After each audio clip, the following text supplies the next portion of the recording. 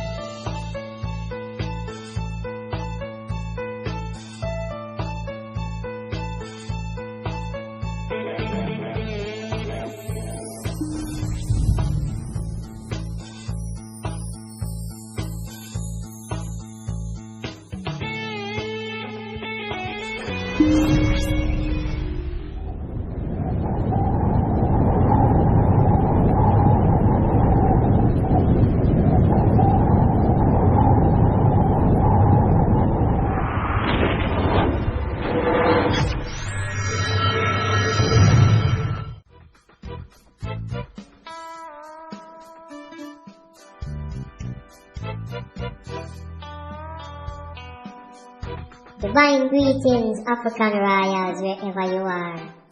Princes, princesses, kings and queens. Welcome again to another episode of W4W Book Reading series. Reading for Enlightenment and Awareness.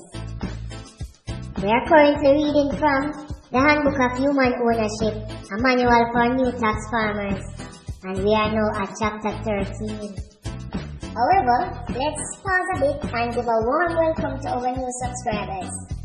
We truly thank you for joining us, and if this is your first time, please make sure to check out the previous episodes and the chapters we have already covered after you finish watching or listening to this episode. So you can be fully caught up with the rest of us. Remember to subscribe and share the session if you haven't already done so others can partake of these truth nuggets. Also remember to click the notification bell so you are notified when we upload a new episode. In the previous episode, we covered chapter 12 where we went a little deeper in the rabbit hole and gained some more insight how the tax farmer quote-unquote plants children on the tax farm in order to grow and reap power. In today's episode, we will be learning more about the tax farmers and how they maintain political advantage through language manipulation in chapter 13, subtitled Rule by Adjective. So gear up, more truth nuggets coming up. I do hope that you are well geared up to learn something new today. But before we head on down into today's reading, a quick disclaimer. We might be reading from this book, but it don't mean that we endorse the book or the author. We are just reading for knowledge and enlightenment. Alright? And remember, this is a spiritual mission with our ancestors as our guiding light. And remember, you can always download a free copy of this book at freedomainradio.com so you can read and follow along with us. With that said, grab your notebooks, grab your highlighters and your pens, and let's go open up our eyes some more in this episode.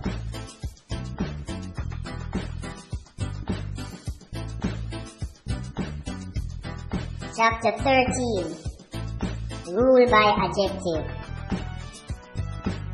The violence of the government can create nothing, so all we can do is manipulate language.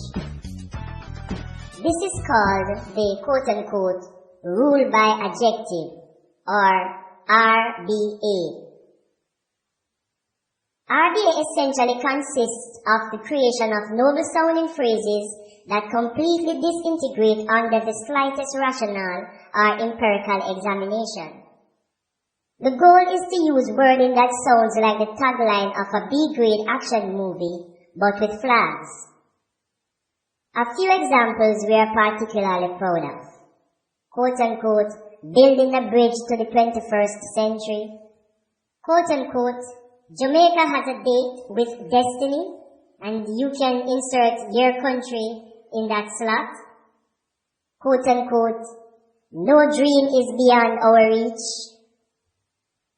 Quote unquote, we are one people bound together by a common set of ideas.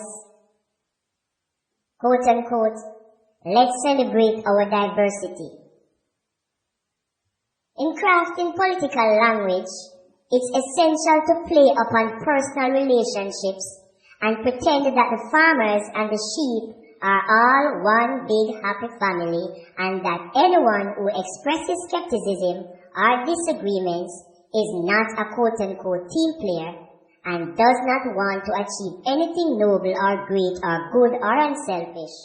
For example, quote-unquote, there may be naysayers among us who say that we cannot achieve these great things together, but I say that history will prove them wrong, that the spirit of creativity and unity still lives within our people, and that the final chapter of our civilization has yet to be written, etc., etc. Notice that no substantial criticism is ever addressed. Rather, sly slander is continually layered over the objection until whoever objects is just kind of disliked. This trick is continually reinforced in movies, where all the bad guys are unlikable and all the good guys likable, which, as anyone who has ever read Socrates knows, is almost always the complete opposite of the truth. Now that you have achieved the summit of political power, it is also essential that you project calm, confidence, serenity, and all the other characteristics that are completely inappropriate to the imminent disasters awaiting the tax cattle. The way that you do this is very easy. Know that you will now be taken care of for the rest of your life, and your children will never have to work, and their children will never have to work, and you will never face any significant legal problems or disciplinary action or face arrest for anything you have done, even if it means starting unjust wars, murdering people by the hundreds of thousands, imprisoning non-criminals by the millions, running up trillions in debt, authorizing torture, you name it, it's okay. Consequences are for sheep, not farmers. A citizen cannot be caught speeding without consequences. But you are above all that now, no matter what hells you unleash on the world. People want political power because they want something for nothing, and they want to escape the consequences of their evil actions. We want to assure you that you have now fully achieved these goals. You will never have to worry about losing your house, your job, your money, your freedom. And with this kind of immunity from political, legal, and economic reality, you can project all the serene confidence of a sea captain being helicoptered to safety while his ship slowly sinks. We can also guarantee you that you will never face any tough questions from the media. Anyone who gets to interview you will be so thrilled at the opportunity and so excited to be advancing his career that he will only love you softball setups. It's true that a single question might be asked, such as, quote unquote, do you think that X was a mistake? But we can assure you, with perfect equanimity, that whatever you answer will be accepted and no follow-up questions will be asked. You will always have the final say, and if anyone does dare to ask you a follow-up question, all you have to do is act mildly irritated and insist that you have already answered that question.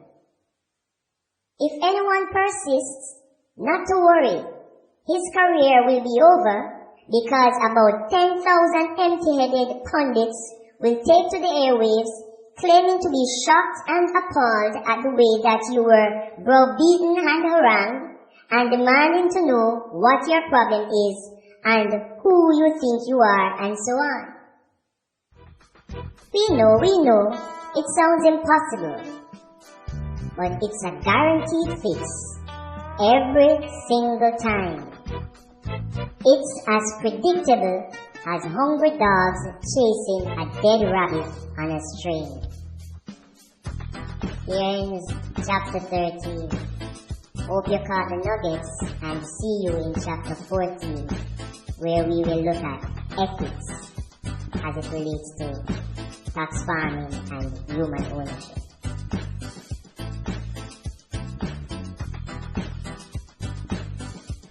So, we've reached the end of today's episode, and thanks again for listening, and I do hope that you learned something new today. If you find this series educational and informative, please subscribe and join us as we continue, reading towards the global awakening and enlightenment of our people. A mammoth task, but it can be done. And again, please be reminded that not because we read a book here means that we are in agreement with the philosophies of the author or the context of the book.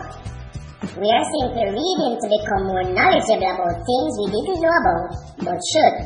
If it exists, then why shouldn't we know that it do?